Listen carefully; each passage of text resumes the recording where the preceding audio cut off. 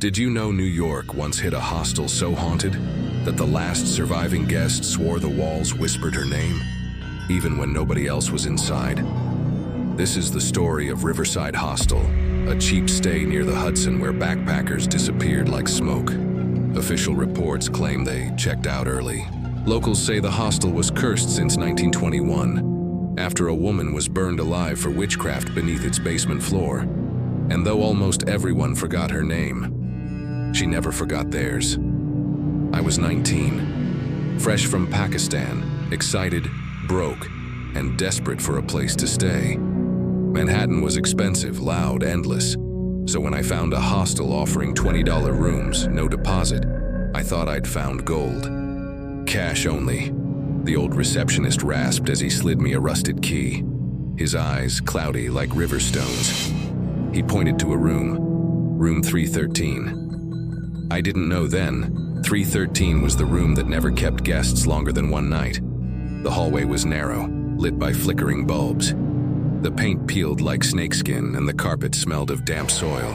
As I walked, the building seemed to breathe, like it expanded and contracted with every step. Inside my room, the bed was iron, chained to the floor like it might escape. A cracked mirror faced directly toward the pillow, reflecting the dim light like an unblinking eye.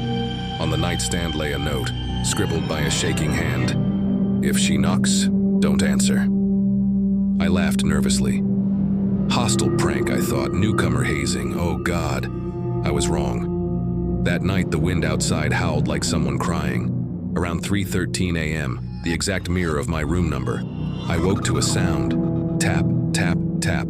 Soft but unmistakable. Nails on wood. Someone knocking inside the wall near my bed. Tap, tap, tap. I forced myself to breathe. "It's old pipes," I whispered. "Just pipes." But then from the mirror, behind my own reflection, I saw another silhouette. A woman, hair dripping as if she climbed out of a river. Eyes white like the moon, neck burnt and blistered like melted wax. She wasn't moving, but her reflection was closer than where she should have stood. And then I heard her voice inside my ear, not the room. "You can see me." My body froze, not fear, paralysis, like invisible hands gripped my spine. Suddenly, footsteps outside the hall. Running, someone pounding on doors. "Help! Please, don't let her in!" A scream ripped through the building. A man's voice, then silence. Doors slammed, lights died one by one like candles snuffed out. I crawled to the door, opened it just a crack. The corridor was empty, except for one thing. A trail of wet footprints leading toward the basement stairs. Human, barefoot, and fresh. Daylight brought no comfort. I wanted to leave, but something strange happened.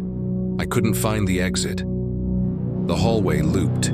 Each door led to another hall, another turn. The same peeling wallpaper. Like the building shifted overnight. At breakfast, only 3 guests sat at the long table. Pale, sleepless. They stared at their plates like prisoners. "You're new," one woman whispered. "You saw her, didn't you?" I nodded. The old man at reception approached us. "Don't speak of her," he hissed. His voice trembled. "If you acknowledge her, she follows. The witch binds to memory." A witch? In Manhattan? I almost laughed until he rolled up his sleeve. Deep scratches carved down his arm, letters etched like she wrote using fingernails. "Let me out." Curiosity was my sin. Instead of leaving, I asked questions, and that night, the building awakened. The walls breathed again, louder. The mirror clouded like frost, then cleared, revealing not my reflection, but a burning room. People screaming, shadows running. A voice like crackling fire whispered, "Come to the basement." I don't know what compelled me, fear, curiosity, something pulling my soul by the ribs. I followed the same footprints from last night, darker now, like dried blood. The basement door groaned open. The air changed, heavier, colder, smelling like wet earth and burnt hair. Down there were doors, not one, dozens, like a maze of rooms beneath the building. Room numbers etched with nails, 313, 314, 315, 3:16. Inside one room, I saw a backpack on the floor, tag still attached. A passport, a journal, pages scribbled frantically. There's a woman here. She watches us sleep. She stands behind the mirror. She wants us below. I turned the page. If you read this, run. She feeds at 3:13 a.m. The hostel doesn't lose guests. It keeps them. A sudden thud behind me. Footsteps in the dark, slow, dragging, wet. I raised my phone flashlight and saw the man who screamed last night. His face pale as bone, eyes hollow, mouth open as if in eternal terror. His neck twisted unnaturally, as though someone wrung it like cloth. He took a step toward me, then another, and behind him, she appeared, burnt witch, water dripping, skin melting like candle wax. Her finger pointed at me. Stay. The light exploded. My phone died, and darkness swallowed everything. Darkness wasn't just absence of light. It felt alive, breathing, whispering. In that pitch-black basement, I heard her nails scrape the concrete floor. Slow, deliberate, like she was enjoying every second of my terror. I couldn't scream. My voice got stuck somewhere between my ribs and my throat. Then a whisper, inches from my ear. You stayed. I bolted blindly through the basement, palms hitting cold brick and rusted pipes. My legs shook as if they might give out, but adrenaline hurled me forward. Something brushed the back of my neck, wet, cold fingers. Then a choked giggle echoed through the corridor. I finally reached a ladder, or maybe it found me. I didn't question. I climbed. Halfway up, the rungs trembled violently. Something was pulling my leg, no, grabbing it. I kicked desperately. My foot collided with something soft. Then a scream like boiling water shrieked through the void. I burst through the basement door, slammed it behind me, and collapsed on the hallway floor, gasping for breath. But the hostel had changed. The hallway stretched longer than before, the exit sign now flickering far, far away like a star in a tunnel. Wallpaper patterns twisted into shapes, hands, faces, eyes. Doors trembled as if something inside them wanted out, wanting me. You shouldn't have gone down there, a voice barked. It was the receptionist, the old man, hands trembling as he dragged me to a room I hadn't seen before. Room 001. Inside sat the three pale guests from breakfast. Candles circled a rotten wooden table. On it, a black, mold-stained book bound in what looked disturbingly like skin. The old man locked the door behind us. She knows you now, he whispered. You opened the path, she's coming for you. I demanded the truth. The woman beside him, shaking, eyes red from endless nights, told me everything.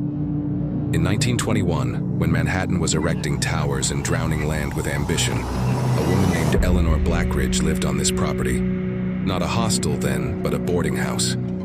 She was different.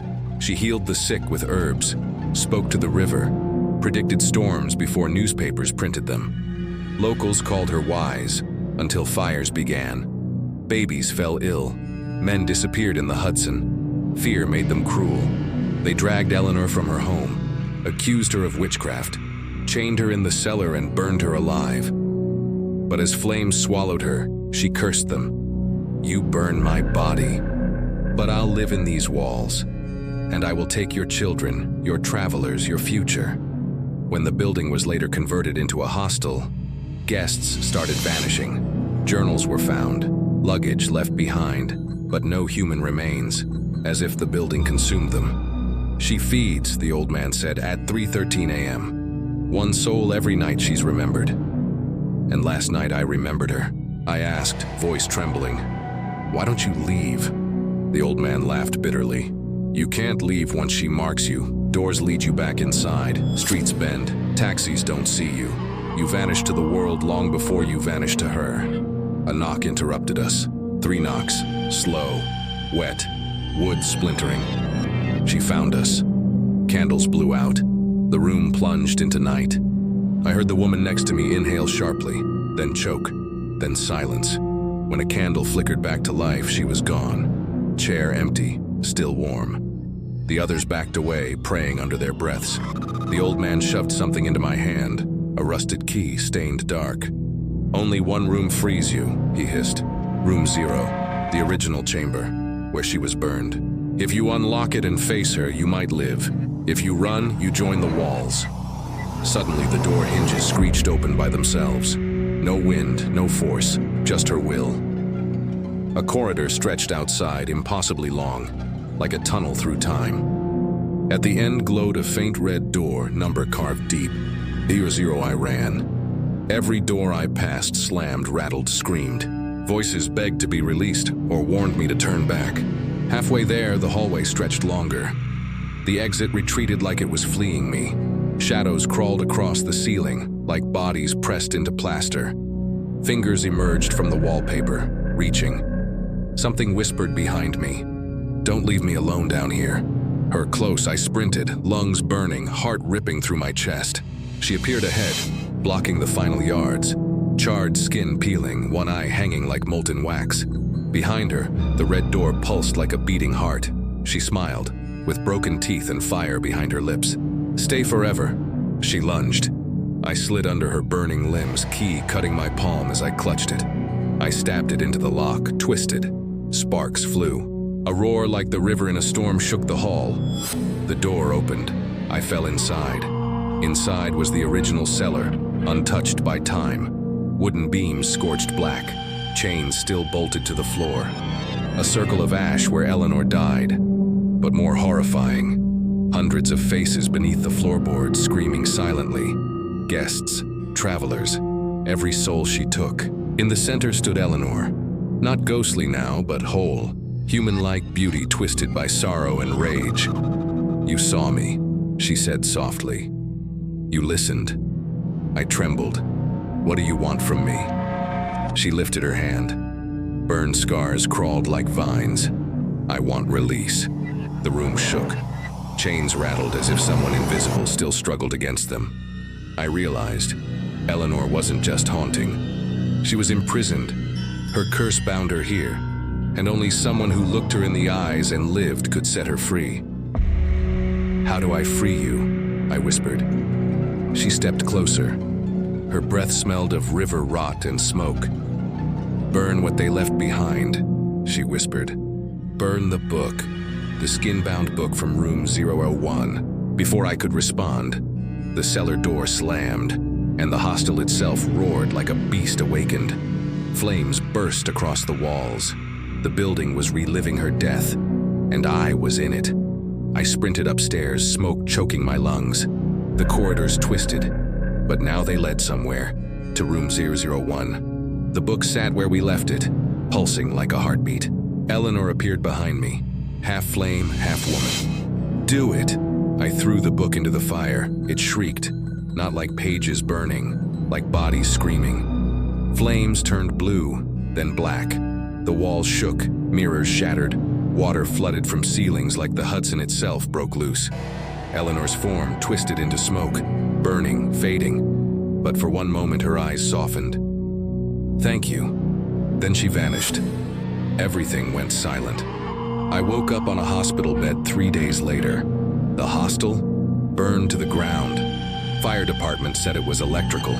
No records of guests, no receptionist, no trace of room 313, 01, or 0. I was listed as the only survivor. But sometimes, late at night, when I close my eyes, I hear a knock. Tap, tap, tap. Always at 3:13 a.m. And sometimes, in dark window reflections, I don't see myself alone. Behind me stands a woman, drenched, burnt, watching, waiting. Did I free her? Or did I just bring her out?